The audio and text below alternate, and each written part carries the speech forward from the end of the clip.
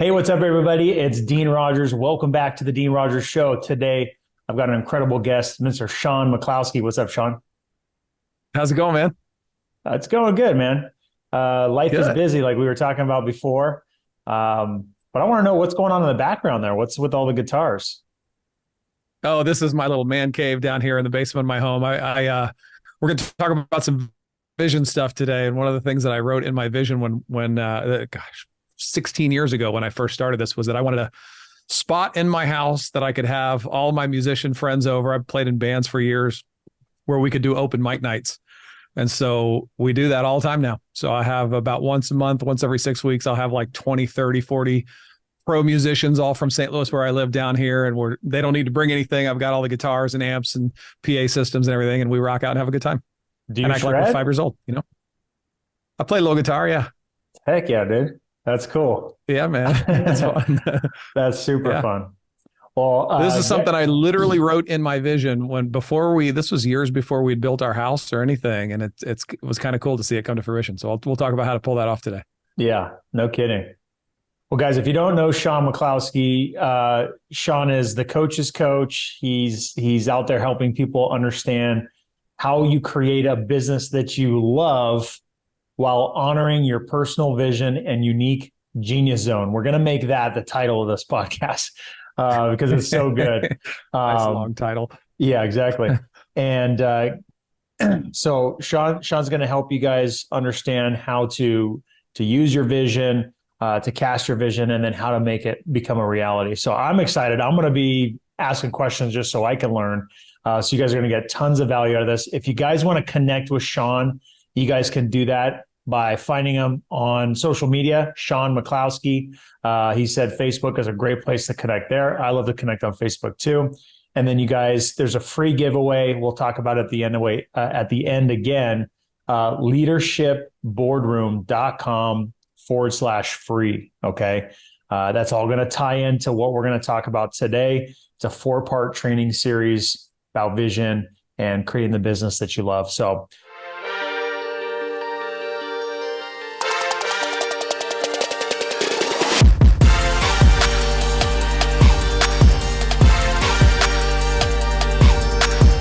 dude, let's dive in. Let's get talking. Where did your whole journey start? Where did your entrepreneur journey start? Where did, life in the adult world kind of get beginning for you?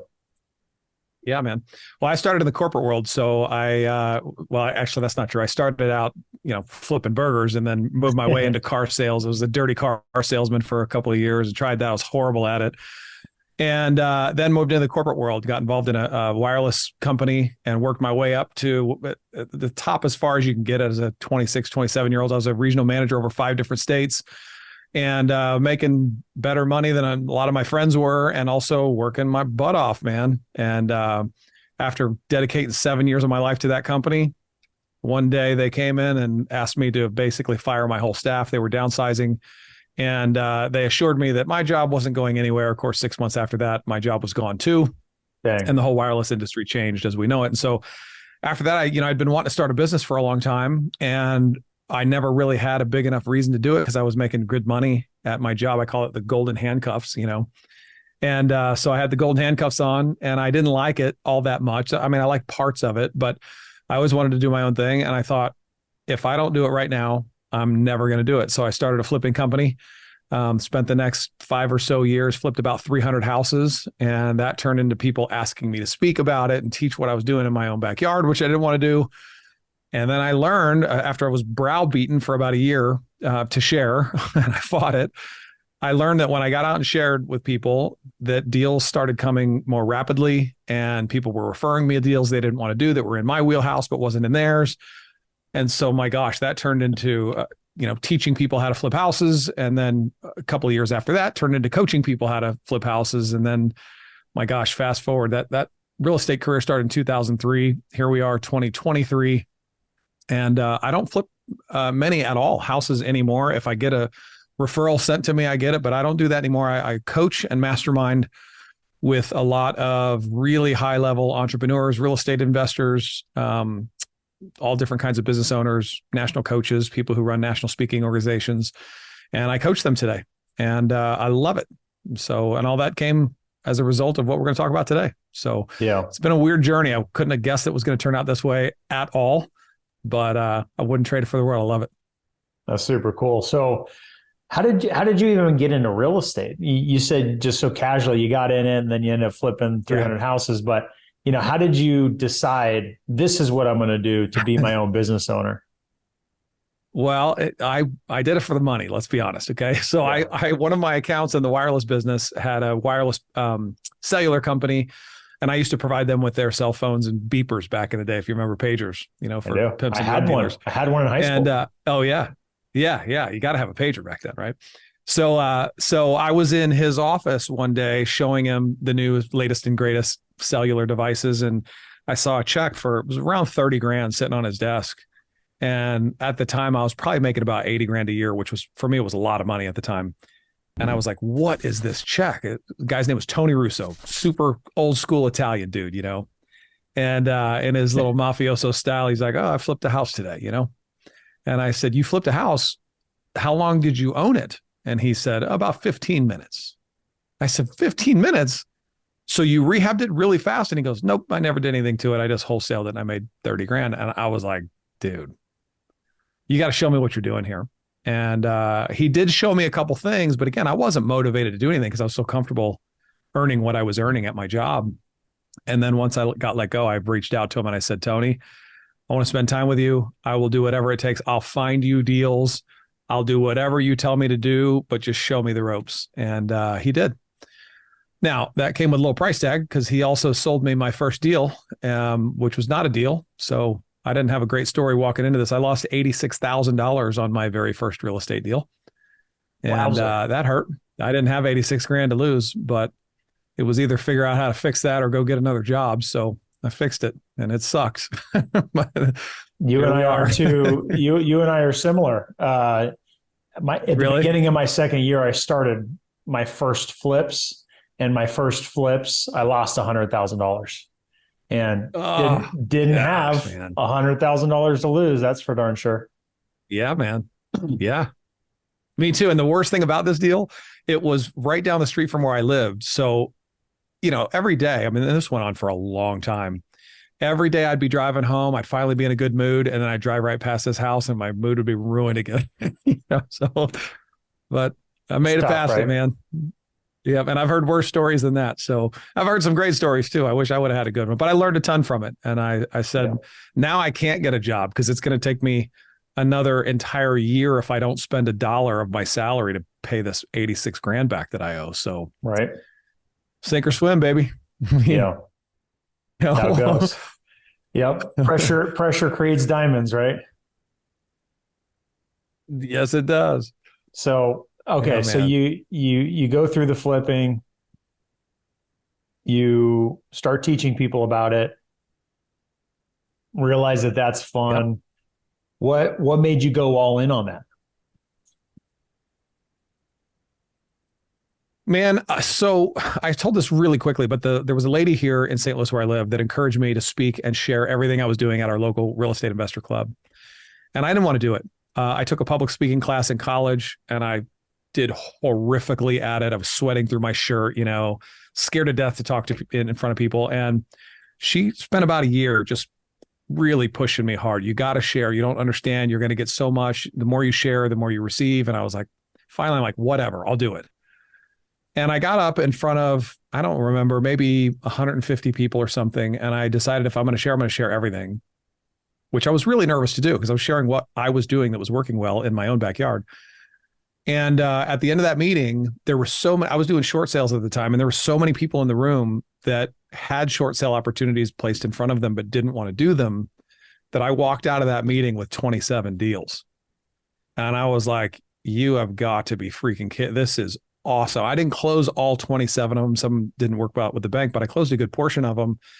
And after that, I was like, man, maybe she was right. The more you share, there's always naturally going to be some people that don't want to do what you do, but are coming across deals like you come across. And so from there, it was like, okay, I'll share any chance I get. And, not every speaking gig after that turned into 27 deals, but something good came from every single one of them after that. So I just thought, all right, I'm going to share.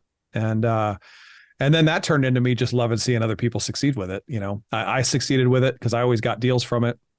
And then, my gosh, eventually we turned that into a hard money lending company. We were lending on lots of deals just by teaching how to do deals. People needed money for the deals. And so, I fell in love with that.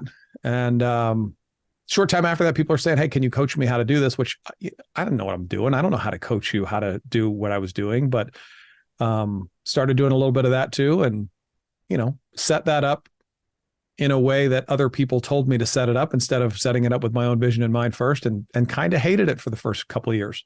Wow. I was coaching people that were not coachable, and I was coaching people that wanted all the information for free and weren't willing to invest in themselves or the education or anything. And so I almost quit that. But then I did a little what we're going to talk about today. I recrafted. I said, hold on a second. If I'm going to build a business, I'm not going to build it the way that everybody else says to build it. I'm going to build it the way that I want to build it. And I'm going to use little pieces from what I learned everywhere else. But one of the biggest examples I can give you, I learned from a guy back then.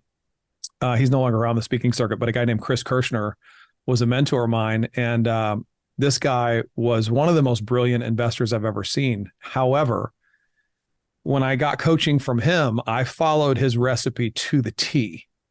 And I did everything he told me to do. And I'll never forget one day, he and I had become friends a couple of years into this, and I was making money doing what he taught me to do. But I got a phone call from him because we'd become good friends. And he said, today was the best day and the worst day of my life.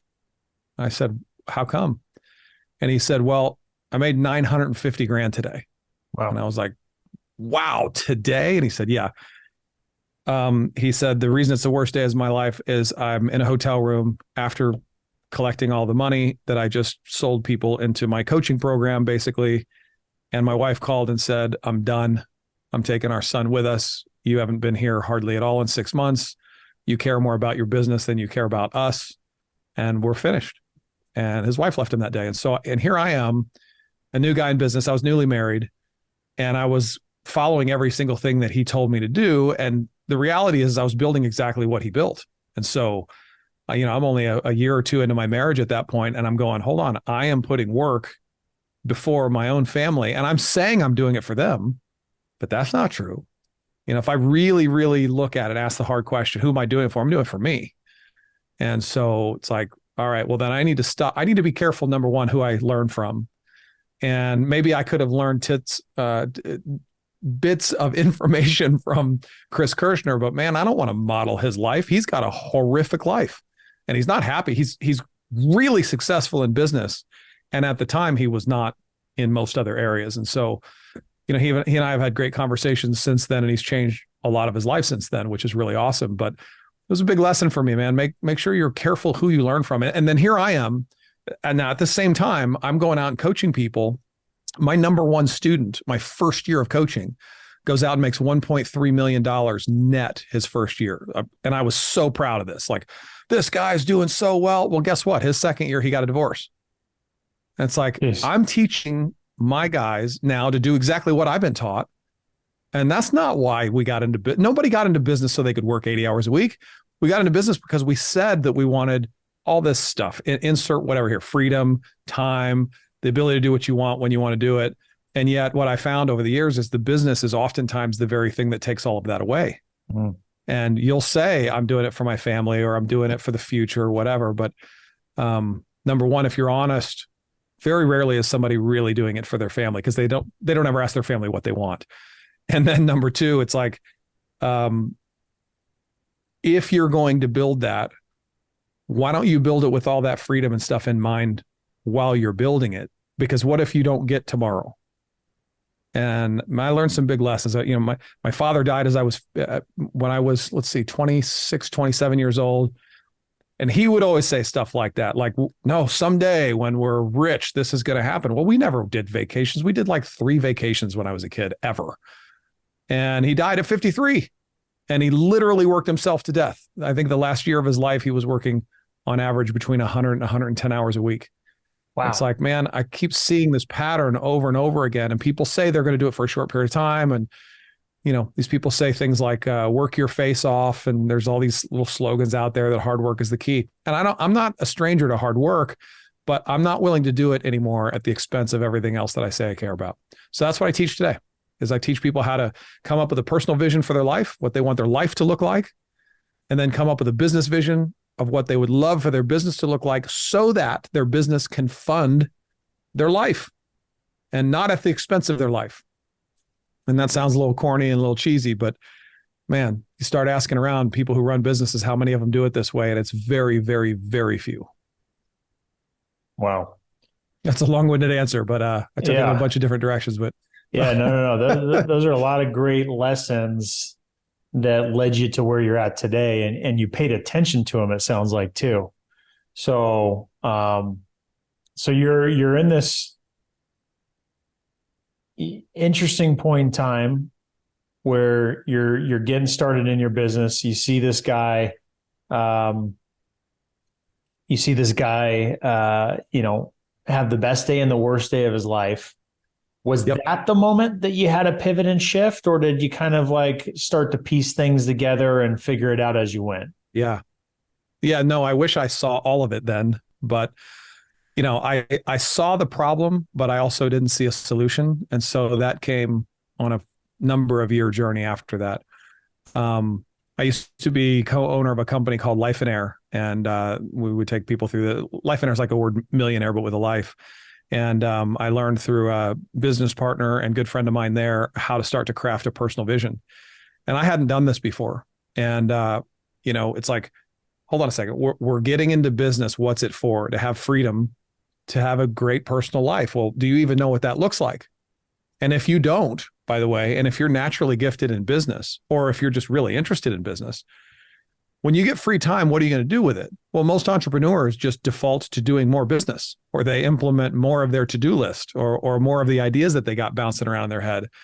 And that's all fine and dandy, but the to-do list never ends. There's never any shortage of ideas for the entrepreneur who's a visionary at the same time. And so if you're not careful, you can fill every bit of free time that you have with more business. And that sounds great until you wake up one day 20 years down the road and you realize you don't have any hobbies anymore, and your friendships aren't where you like them to be, and your marriage is no good, and you don't have a relationship with your kids, and you're fat and overweight, and you've got no health. And, all of these things come, if you're not careful, too much focus on business comes at a cost. And so if you're smart, though, and you see some patterns of these screw ups and you don't want to duplicate the same thing, you say, okay, well, let me first figure out what I want any of this stuff to look like. And then let me figure out, okay, if my life is going to consist of these things, let's say that I want to have hobbies like playing guitar and hanging out with my band friends just once a month, let's say. That takes time. So does it take time? Does it take money? Or does it take a combination of both? Once I've got my vision figured out, I can figure out exactly how much time and money each of the elements in my vision actually cost me. And now I've got a basis for what I need my business to actually do. See, when I'll go and I'll speak to an audience, let's say there's 100 people in an audience, let's just say. And I'll ask the people in the room, I'll say, how much money do you want to make this year? Do you guys have some goals?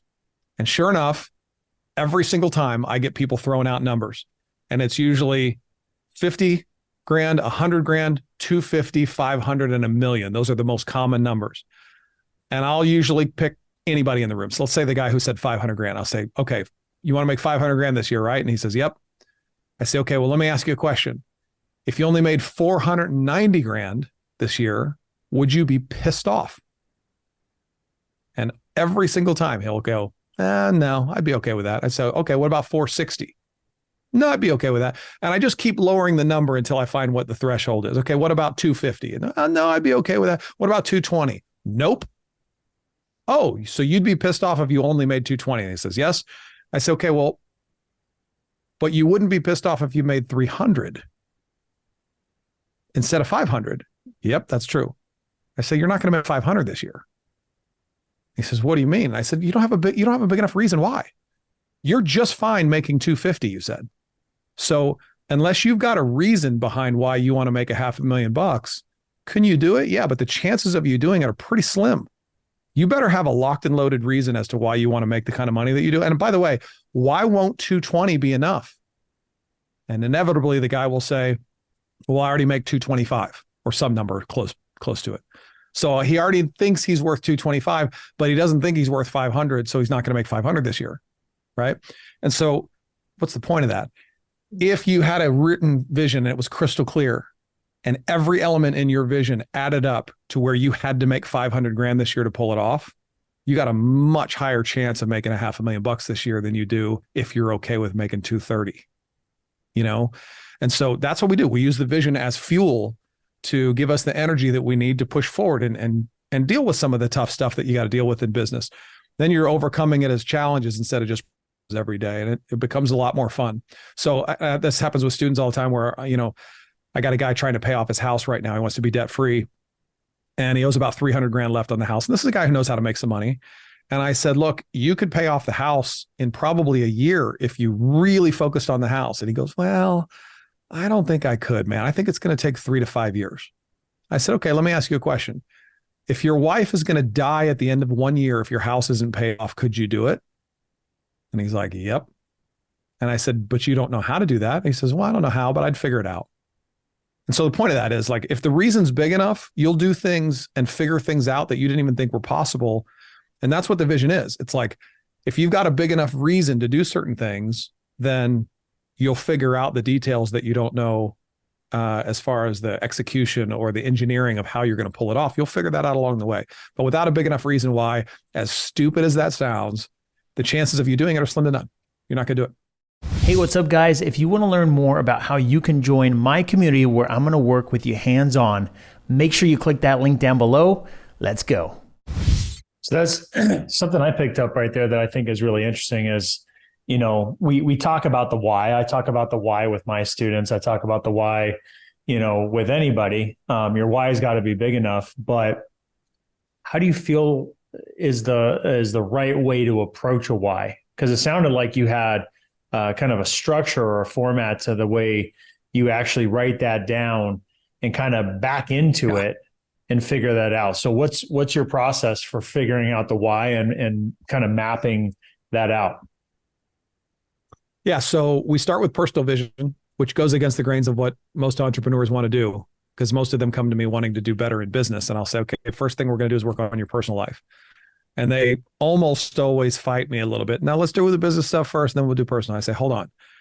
I need to know what your life needs to look like so that we can build a business to make sure it serves that. So we got to do this first part first. I know it goes against the grain of you, but I'm going to ask all these questions in 11 different categories. So this could be, you know, let's say you could wave a magic wand and your health could look any way that you wanted it to look. What would that look like? How would you look? How would you feel? What kind of energy would you have? And I just ask them tons of questions, right? In health. And I say, okay, what about your relationship with your wife? Now, here's what people do, by the way. They oftentimes filter what they're going to say with what they think reality might look like. So I had a guy one time, I said, tell me about what you would love your relationship with your wife to look like. And he goes, that ain't going to happen. And I said, oh, hold on a second. I need you to suspend reality for a minute. You know, maybe you don't think it's possible with your current wife, but maybe part of it's not possible with your current wife because how you're showing up as a current husband. So let's put all of that to the side for a second. Let's just pretend like you had the wife of your dreams. What would that relationship look like? And he starts to describe it, you know. And of course, as I find out more about that, he's got his part in all of this, why she's not showing up as the wife he wants her to show up. He's not the husband he needs to be either. So, but that's step two. That's the engineering of it later on.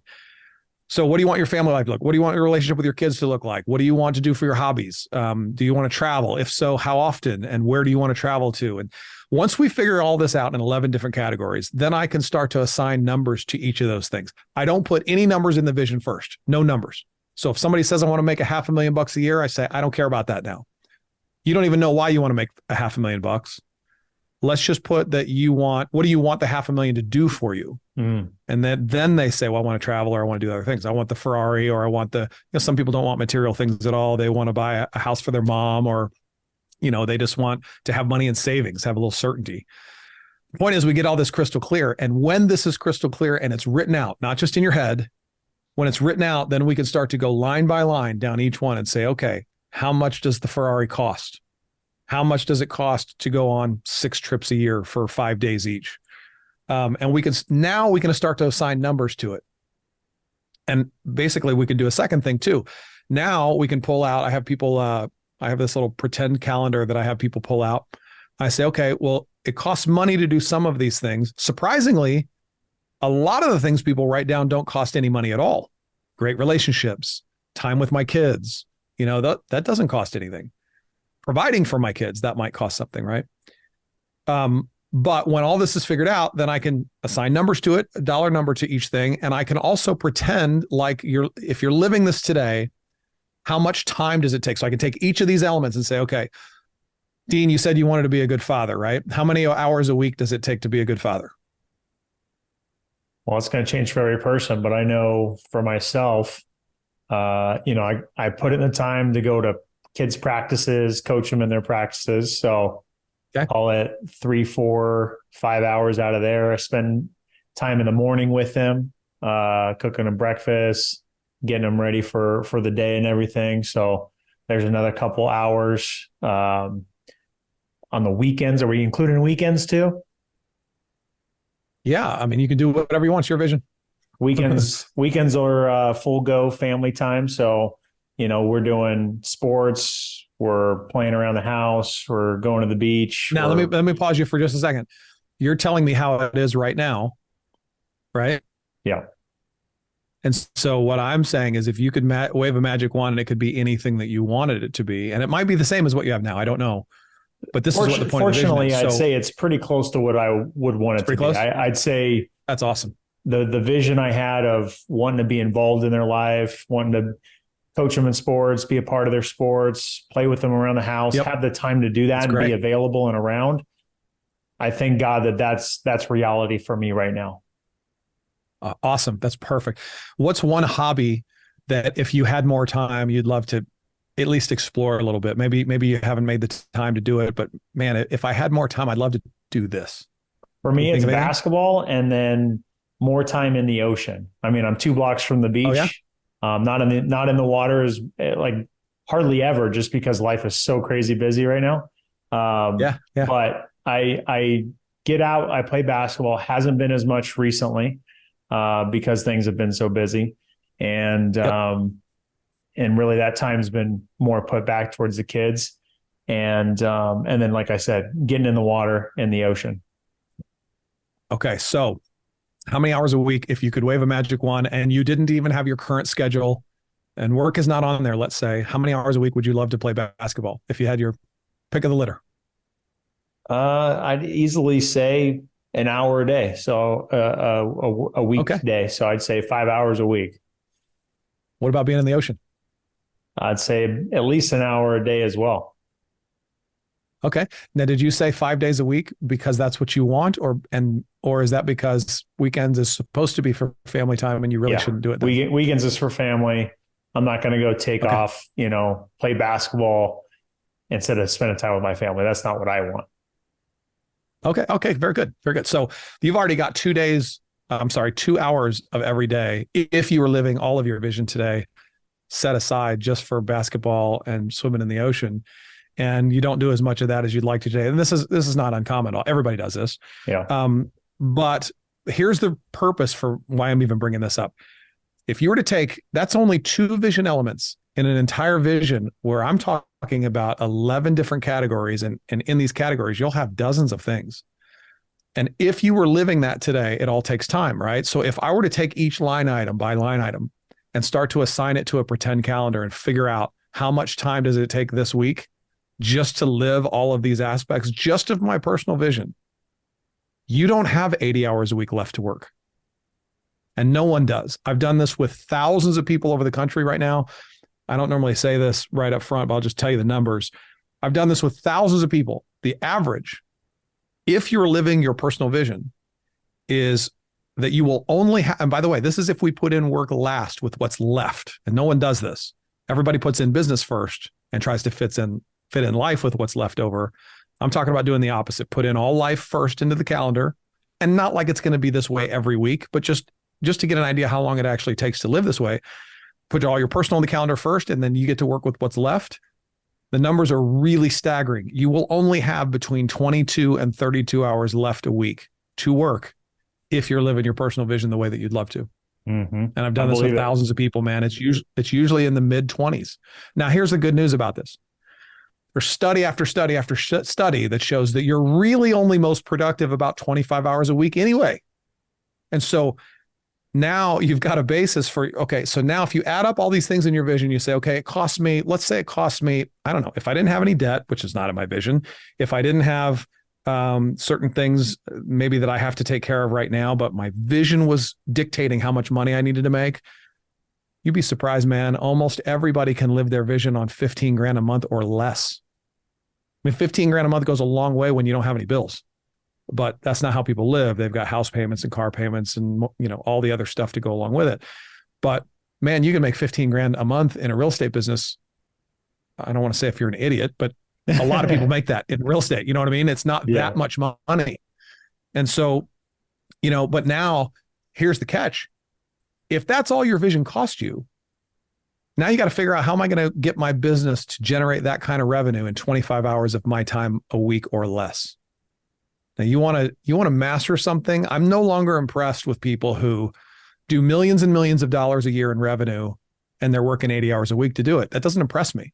What impress me, do that in 25 hours a week and live life. That's impressive. Mm-hmm. Do that and have a great family life and have a great relationship with your kids. If you even want kids, right? Maybe that's not in your vision. Do that and be able to travel the way that you say that you want to travel, or give to charity the way that you say that you want to charity. And I'm not just talking about money to charity. I'm talking about whatever it is that is in your vision for charity. That's one of the 11 elements. And that's more impressive to me anymore than, you know, I know you and I are in some masterminds together. I just saw a bunch of people speak and I learned something from all of them. But sometimes the thing that I learn is I don't want to be that guy.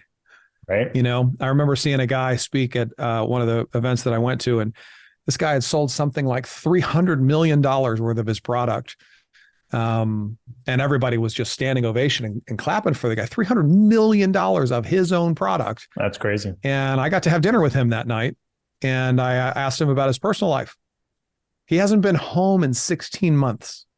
Ooh. He'd not been home. So he talks to his family through Zoom. And I thought, 300 million, that's not enough to get me to sell my soul for other things that I say are important to me. And so it's not impressive. If you want to impress me, he'd be a whole lot better off making 2 million a year, which is a fraction of what he knows how to make, and having a life in the process. But a lot of entrepreneurs don't see it that way because more is better. And I don't believe that anymore. So. Wow. That's pretty cool, man. Yeah. I love to flip things on its head and get myself thinking and help others to think through this kind of stuff too. By the way, let me add to that. Yeah, real quick before you move forward. I'm not suggesting. Sometimes people hear me say that you shouldn't make as much money or that you don't need to make more money. I am not saying that at all. I run a 7-figure company right now. I can do the entire thing, and I only have to work 4 days a month. Now, most months I work more than 4 days because I love what I do today also.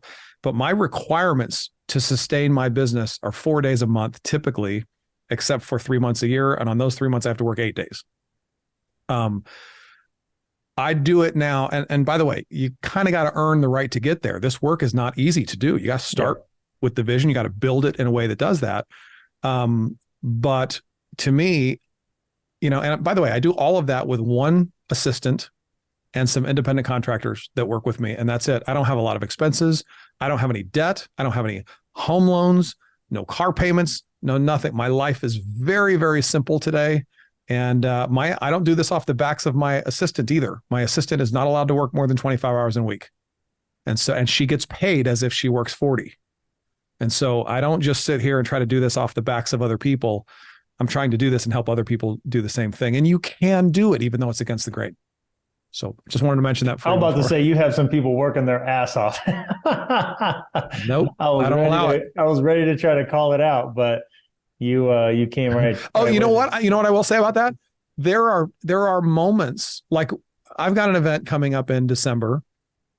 And in December, when I do one of my 3-day events, I will bust my butt that week, and I'll probably bust, I don't know, 60, 70 hours that week, and I will love it. But that's a short season. That is not a requirement in order for me to sustain my business. And so, I'm okay with hard work. I love it when I'm doing it. I just don't want to build a business that requires me to be that every single week. And if it does, I mean, I've hit burnout, man. I've seen lots of people I coach over the years hit burnout. Everybody thinks, especially when they're young, that they can sustain it. It's not an issue until you get sick, or until you lose a close family member, or you go through a really hard time or something and you just literally can't do it. So why not design it that way from the scratch, from the very beginning, And that's not easy to do, because there's not a lot of people out there teaching how to do it. If you learn from most of the gurus out there, if you will, if you really got to know what their personal lives looked like, you'd be careful of what you learn from a lot of them. Yeah. Not all, that's fair. But a lot of them. That's fair. Yeah, I love it. So you mentioned one of the 11 elements. So how many elements do you have, and what are they? Okay, let's see. Let's see if I can do them off the top of my head. We got health, family, friendships. We've got charitable giving. We've got hobbies. We've got no regrets as a category that we have, which is kind of like, what are all the things that if you were to leave this earth tomorrow, you will regret not having done? That could be skydiving, or it could be, saying I love you to somebody that you've never said it to before, or I'm sorry, right? Or forgiving someone. Let's see. Where are we at here? I'm trying to go off of memory now. Now you caught me off guard. So that's 8. I'm missing 3 more. Charitable, friends.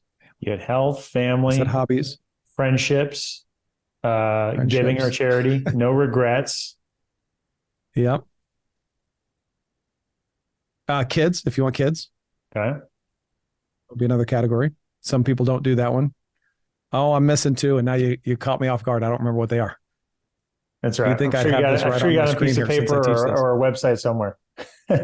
I'll find it before the end of our call. I'm drawing a blank right now, man. Put me on the spot. No, you got me interested and intrigued, because I think. I'm sorry. Business is one of them, by the way. Business is one, but we do business last. Okay. I can't believe I forgot that one. Business is an important one. However, we don't do business until the personal side's figured out. And that's for the reason. You forgot it because you're only doing it 4 days out of the week. Well, yeah, 4 days a month. 4 days a month, I meant. Yeah. And by the way, I say that and people go, here's an example. You've heard of the book, The 4-Hour Workweek, Tim Ferriss. Yeah. A good friend of mine, I don't know him personally, but a good friend of mine went to high school with him and is really, really close friends with him. And I said, does he really work 4 hours a week? And my buddy said, well, he used to till the book came out. It's like he got all this fame, and it's like that's no longer the case anymore. So sometimes the thing that you wish for can actually set you right off into a work just bit of craziness. Sometimes, yeah, man. Sometimes I'm not afraid of success, or at least I'd not like to think I'm not. But I'm also very careful to protect time today. And I didn't used to be like that. As a matter of fact, let's talk about business for just a quick second, because business is a vision in and of itself. And there's 2 components to that. I used to just think it was one, but there is your personal vision within the business. Like, what do you want your role to be? And then there's an overall vision for the company itself. And these are really, really important to have figured out so that you can make decisions and say no to the things that don't fit, right? So I get this happen all the time because I coach a lot of high-level entrepreneurs, and there's no shortage of ideas. And sure enough, they're trying to run 17 different businesses at once. And usually none of them are at full capacity, because how could you possibly have 17 businesses at full capacity? You have to have a business vision crystal clear for each of the businesses that you're in. And I hear people do this in real estate all the time. They go, oh, I'm in real estate. And I say, okay, so you're a real estate agent? And they go, no. I say, oh, so you flip houses? No. Oh, so you're a lender? No. Okay, but you're in real estate. What do you do? And they say, well, I do, let's say, lease options, and I do some owner financing deals, and I have rentals, and I train people on this. I have a home study course that I sell, and I do coaching. Okay, those are 5 completely different businesses. Even though it sounds like one, real estate, it's not one business. All 5 of those have their own marketing arms, their own collections, their own way that you ask and receive money. They all have their own collections departments. even if there's only a certain amount of staff sharing all the responsibilities, they should be paid from the 5 different companies. So those are 5 separate visions for 5 different companies. And people think that's usually one vision. It's not at all. As a matter of fact, the number one complaint, one of my very good friends and a mentor of mine, Jack Lanham, this dude is awesome, man. He's a 74-year-old 10th degree grandmaster kung fu dude. Like he's the most badass dude I've ever met in my life. And but he's a high level coach to a lot of Fortune 100 companies, and I got the pleasure of working with him for about 3 years. He's an advisor to the DIA, the Defense Intelligence Agency, to give you an idea. And he said the number one problem in every organization is that the only person who fully understands the vision is the head of the company, if even they understand it. He said, every time it only takes me going down 2 levels deep to realize that none of the staff understand the vision for the company. And these are Fortune 100 companies. Mm. So, this is one of the problems, is that as business owners, we think since our vision is in our head, that it's somehow translated to our staff. And then we're doing that with 5 different businesses. It doesn't work. So this has got to be out of your head. It's got to be in writing. It's got to be something that's talked about more than once. I mean, this is something we talk about in our meetings, all my coaching meetings, on every single retreat that we do. I'm re-announcing the vision, and even still getting people to live by it. It's not an easy task, but anyway, I digress a little bit. The point of that is there's one for the company in and of itself. There's one for each separate company that you run. And then there's one for you and your role within the company. And those all need to be aligned. And if they're not, and if you've done all of that work, let's say, and you haven't done personal, then personal will suffer. If you've done a vision for the company, but you don't have one for your own roles within the company, you will suffer. You'll be doing roles that you shouldn't be doing, that you're not skilled to be doing. Maybe you'll think nobody else can do it as good as you can, or you think you just have to suck it up and do it. And that doesn't work either.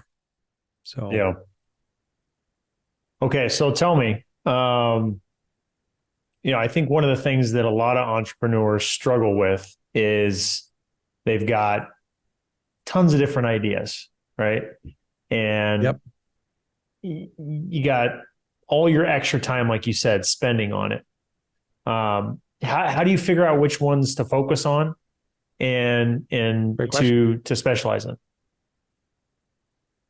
Well, I hate to point back to the simplest answer ever, but that answer can be found in your vision. And let me give you some examples. I got asked years ago by a friend of mine, a guy named Corey Boatwright.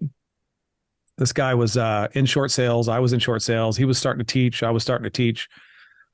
And he and I just became friends over the years. And he called me up one day and he said, man, I got this idea for this short sale software that we could charge a good amount of money, but it'll track all of our short sale deals that we're working. And I was like, brother, I've had the same idea, man. And I was thinking it could do this. And he's like, oh, that's a great idea. And next thing you know, he's going, but it could do this. And I'm like, that's a great idea. And we're getting so jacked excited about this idea. And Corey said, you know what? We should build this together. Let's go into business together. We'll create the software. You've got an audience. I've got an audience. And I think we'll make millions off of this. And I was like, I do too. I'm in. So we started to form the LLC paperwork to get this business up and off the ground. We start hiring coding guys to start building the software for us. And it took me, I think, about a week or so. But I woke up one morning, I'm like, I'm not feeling good about this. Why am I not feeling good about this? It's got massive potential. I mean, this was in 2008 where short sales were just prevalent all over the place. And I said, why aren't I feeling good about this? And now I had just started doing vision work at this time, and I had a vision crystal clear for my personal life. And my business vision was getting much more clear. And I looked in it, and nowhere in my business vision did it say anything about software development. And I was like, why am I so excited about this, but I'm also hesitant at the same time? And the reason for that, I do a lot of soul searching for it. The reason was there's nothing in me that gives 2 craps about software aside from the money potential that it will do. And yes, it'll help some people, but I'm not the guy that is the software geek that's into every type of software out there. I would be doing this mostly for the money. And I thought in that moment, this is a great opportunity that doesn't mean I should pursue it because it's not in my vision at all. And I'm open to new things being in my vision, but there's nothing in my vision that indicates I should move forward with this. So I called Corey. I said, Corey, the idea is yours. Run with it. I'm out. And he was like, what do you mean? We're going to make millions of dollars of this. And I said, you can go make millions of dollars off of this. I'm out. And he said, I don't understand. What's the problem? And I said, there's nothing in my vision that talks about software. Now, Corey, on the other hand, was a total software geek. He loves technology, loves everything that has to, he loves diving in, figuring out how stuff works, creating it, getting creative with it. I don't. I love people. There's nothing about software that excites me. I love working with people. I love helping people through their stuff. I love seeing them come out better on the other end. And software is a tool that might help them do better in their business, but that doesn't juice me at all. And so the short answer is it didn't fit my vision. And I wouldn't have known that unless my vision was written out and well thought through in advance. So even though that was a great opportunity, I was able to say no to it. And now here's the thing. Corey said, I can't believe you're walking away from millions of dollars. And I said, I'm not walking away from millions of dollars. I'm walking away from that millions of dollars so that I can pursue the other millions that I actually want to do. Mm. And that's an important difference. So I didn't move forward with that. And he did create the software and he did really well with it, and good for him, because I would have been miserable. And I feel like that's the thing. Like I get so many guys that come to me after building something and it actually working. And then now they have all the money and they go, I don't like what I do. I'm not fulfilled by it at all. It's like, well, did you even want to do it in the first place, or you just did it for the money? And so, you might have to do that for a season, or maybe you got to do that right now to get the bills paid. So I'm not suggesting I've never done that before. I'm just saying, it's important to have that vision crystal clear. When it is crystal clear, your yes will be a resounding yes, and you'll be excited about it. Mm. And also, even though you'll still have no shortage of, ideas, you're always going to have ideas, especially if you're an ideas person. You're going to have ideas on things that you could and think you should pursue. But now you can start to filter it with your vision. And most of the time, the answer, if you look at your vision, is no, I shouldn't be doing that at all. Sometimes it's yes. And now you got to look at that compared to the other 15 ideas you got and say, is this the best yes? Does this fulfill the most of my vision and still have the most upside potential? And is this the lowest risk? And does this allow me to operate in my unique genius zone, which we haven't even talked about yet?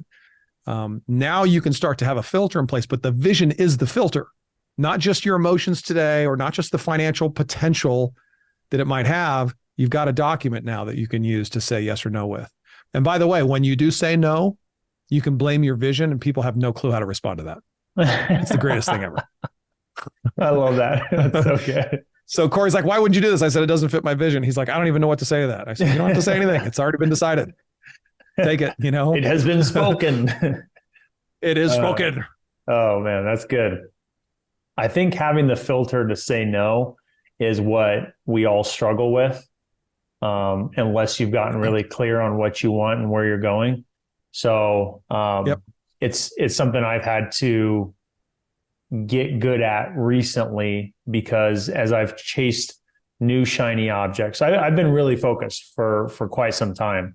But once you have a little extra money, there's new opportunities, you start putting it at those, and now you start getting distracted and pulled in different directions. And like you said, you could be chasing these potential other new millions, but is it taking away from the millions that you want to be doing and that you're passionate about, that you're great at? I mean, that's such a great message right there. So I think that's important. Well, and in addition, first of all, there's no guarantee that the software thing's going to make millions. Mm-hmm. And second of all, I don't care about it. So what am I going to go prostitute myself working on something I don't care about just for the dough? That's what a prostitute does. Mm-hmm. I don't want to do that. Like, I don't want to build something that I don't care about just for the money. There's nothing fulfilling about that to me at all. And some people hear that and they go, well, I would do it for a little while. Yeah, if it works. If it works. And by the way, the chances of it working when you have no passion behind it at all and you're just doing it for the dough, it goes way down, man. It's most likely not going to work. So why don't you find something that you can really get behind that gets you out of bed in the morning instead of you having to force yourself to get out of bed and do it. That's what you'll make the most money on. I'll talk here in a second about this unique genius zone thing. When I got locked and loaded on what my skill sets were, what I love to do, this is sort of unheard of numbers wise, but I was already making decent money in real estate. But when I shifted and I got really laser focused on this and started saying yes to the things that fit and no to everything else, which was most everything, my income went up 400% in a year. I'd never had that growth in my life. And so, Wow. It works. It takes a little courage, it takes a little work, some guts, but you can do it. I see people do it all the time. It's just not taught. Yeah. So let's get into the unique genius. This I want to hear about because I don't think I can't remember if we've spoken about this before. So I'm going to be leaning in. What is a unique genius zone? It's got a good name. So it's hooked me. I'm curious. What's this about? Yeah. So there's different versions of this that's been taught over the years. I didn't come up with this. But the unique genius zone is basically, it's something that really messed me up in a good way. And it changed my life when I did it years ago. It basically says every person has this zone that they're gifted in, and that when they work in this zone, they tend to be more productive. Time sort of stands still. It may not even feel like work as much because they're just naturally gifted in this area. So the key is, like, how do you figure out what yours is? And so there's all kinds of tests out there, strengths finders and things like that. You figure out your own strengths. This is the only one I saw, though, where it asks for other people's feedback about you. And so this is one of the little gifts that I'll give you guys in the leadershipboardroom.com/free page. If you go to that page, I'll have the wording here for you, but it's basically a short little email that with some wording in it that goes out to, I want you to send this to 12 people at least. You can send it to more if you want, but you need at least 12 people to respond to this. And the email basically says, hey, Dean, I'm trying to figure out what my unique genius zone is. Here's what that means. This might be some areas you might be able to count on me for, things that you see me do exceptionally well, just strengths that you see that I have that maybe I do a little bit better than a lot of other people that you know. Can you help me? I'm trying to figure this out. I don't know what mine are. Can you help me figure out what mine are? And you'll be surprised how many people will send this back to you with, it's like the nicest ego boost you've ever gotten in your life, because they will tell you what you're good at. Some of them will even tell you what you suck at, which is interesting. But so when I did this for the first time, I sent it out to 17 people because I didn't think any of them were going to respond. I got back 16 responses actually in just a few days, which I was pretty shocked about. And the key is you want to send it to different types of people. So if you only send it to people in your work environment, they only see you show up one way typically. And you might be a little different, maybe with the guys you play sports with. You might show up different with the guys that you play business with, right? And your family might see you in a little bit different light than maybe some of your friends from high school, let's say. So you want to send it to a wide variety of people. And then when you get the responses back, you try to look for patterns. And you say, okay, are all of the people telling me that I'm good at these 2 or 3 things? Are there certain patterns that they're saying? My musician friends hadn't seen me in business. So they said, like, man, your ear is really, really good. I've got a great ear. I can hear a song and usually play it after hearing it once or twice. So they would say stuff like that my business friends didn't even know that I had. I'm looking for commonalities, right? One thing that was common between all of them is they said about 3 different things, and they said them all different ways, but I started to put the patterns together. They said, you're good at communication, breaking things that are complicated down into simple where I can understand them. They said you're good at teaching and coaching. And they said that you're really good at, let's see, what was the third thing? That you're really good at, said breaking things down, teaching, coaching, and getting us to open up about things that we don't normally open up to with anybody else. So for some reason they said, we trust you to tell us, or for us to tell you problems, and then you kind of help us think through them. And I was like, oh, that's cool. That did a couple things for me. Number one, I didn't think I was any good at any of those things because those are kind of areas that I wanted to be good in, because some of people I looked up to were masters in those. I love to see a good speaker, communicator. I wanted to actually be a teacher when I started to go to college, but then I found out what teachers make and I was like, I'm out, Right. But I kind of wanted to be a teacher. I kind of wanted to be a counselor at one point. And so I had these people that I looked up to that were really, really good in those areas. And I didn't feel like I was anywhere near them. So I never gave myself any credit. So the first thing it did is allow me to take credit for something that I actually do have skill in. because these are peers that I respect a lot and they told me so. So I finally listened to them. I'll never forget this. When I was told this, I had already been speaking on some big stages. I mean, I spoke for 1,000, 1,500 people on stages before, and I would have people come up to me at the end of the presentation, and sure enough, some people from the audience would say, "Hey, that was a great presentation. You're my favorite one from this event." And I would hear that, and I would instantly dismiss it, and I'd smile and I'd say thank you, but inside I'm thinking, you're just some dude in the audience. You don't even know what you're talking about. That sucked. Here's why it sucked. And I would beat myself up in my own head, right? But these are 16 friends and family members and coworkers all saying some version of the same thing. So I gave myself permission to accept a compliment, maybe for the first time ever in that regard. Second thing it did is it made me take a look at what are my roles in business right now.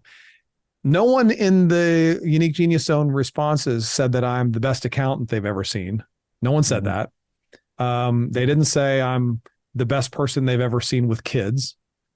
Now, maybe I'm decent with kids, but that's not what anybody thought of.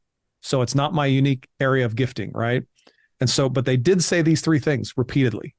And so I thought, okay, what percentage of my work day in my business right now is spent in my Unique Genius Zone doing one of these three things?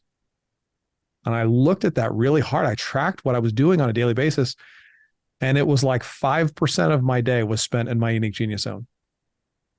And I thought, my gosh, no, I was going through a period of time at that time where I was kind of like, I wasn't miserable, but I was kind of forcing myself to do all the stuff that I had to do every day. You know what I mean? Mm-hmm. And I thought, well, no wonder I'm doing like 5% of my workday is spent doing the things that are supposedly my area of gifting. I'm going to trust them and let them tell me that it is. I don't think it is, but I'm going to trust them. So I thought, what if I could get that up to 50% of my workday is just spent communicating, teaching, sharing, opening up with other people, getting them to talk about stuff and helping them with solutions. What if I just did 50% of my day with that? And I thought, I'm going to try. I don't even know if that's possible. I certainly didn't believe 100% of my day was possible with that back then. But I over the next 6 months, I changed everything I was doing. And literally by changing first of all, I got rid of a lot of stuff that I was doing that I sucked at. I shouldn't have been doing in the first place. But my ego was telling me nobody can do this better than me, or I can't trust anybody to do it.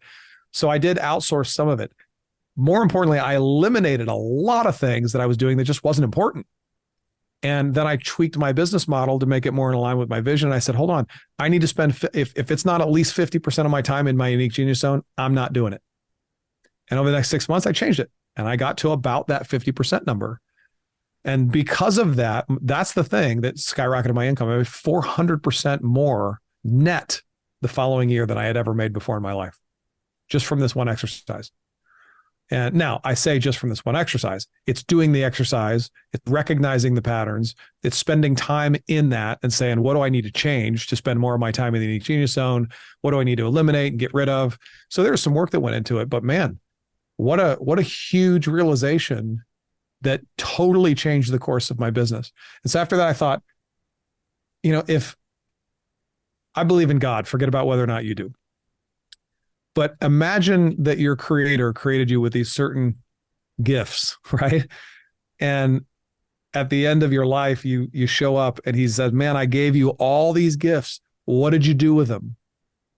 And you go, well, I spent 5% of my life doing them. I think he'd be like, really, dude, man, I gifted you in these areas. You should have been doing more. I made you already to where you didn't even have to work as hard to be as good as a lot of other people need to be just in these couple of areas. I didn't make you an expert in all things. So don't get your head too big, but I did make you actually really good, and you can get better, but I made you really good out of the gate with these few things, and you blew it. And so, but that didn't go with what I had learned from my father growing up. My dad was in the military, and my dad taught us that hard work is what pays off. Well, to me, speaking, coaching, teaching, learning, getting people to open up, that's not work to me at all. I love it. And so how dare me get paid for that? That's not work. Well, I happen to get paid very well for it now by not listening to my father's advice. That's not always true. And again, not because I'm afraid of hard work. But my gosh, I wasn't gifted in the area of manual labor 18 hours a day.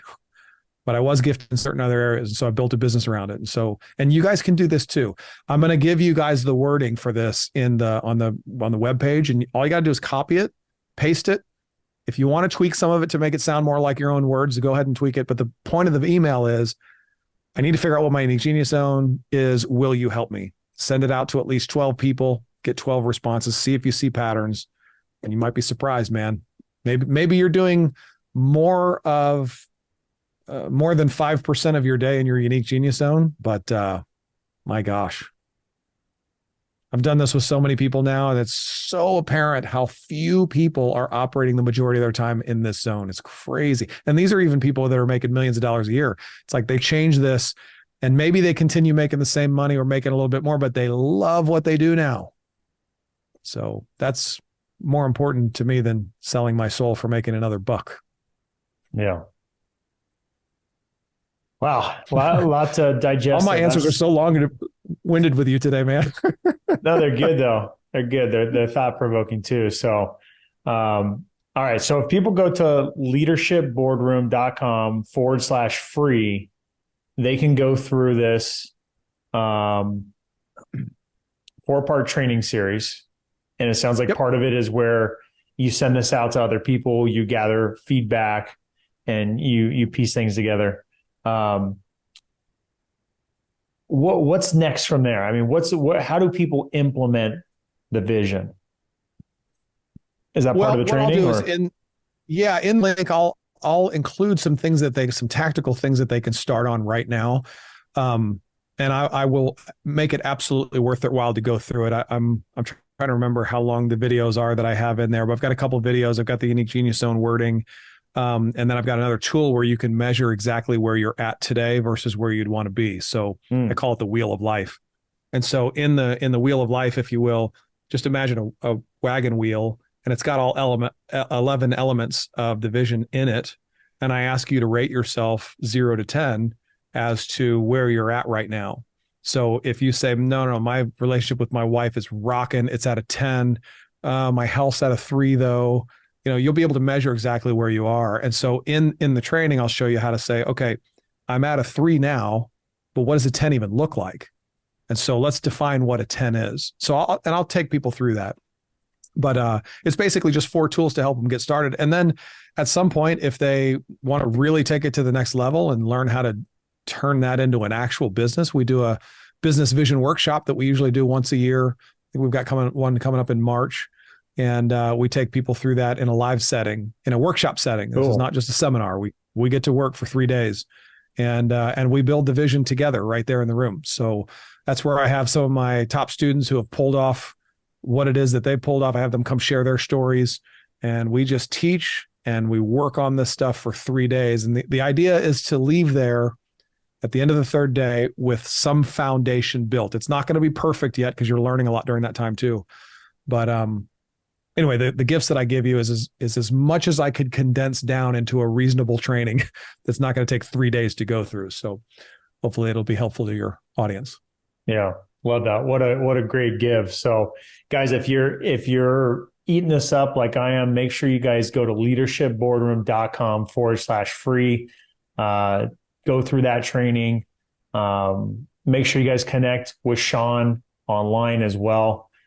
Dude, it's been such a pleasure to have you on. I know there's probably like infinitely more we could talk about, but this has been so good, so juicy. So appreciate you coming on and sharing so much value, man. Thanks for having me out here, man. I really appreciate it. It's always good talking with you. Likewise, man. All right, guys, until next time. Peace. See ya.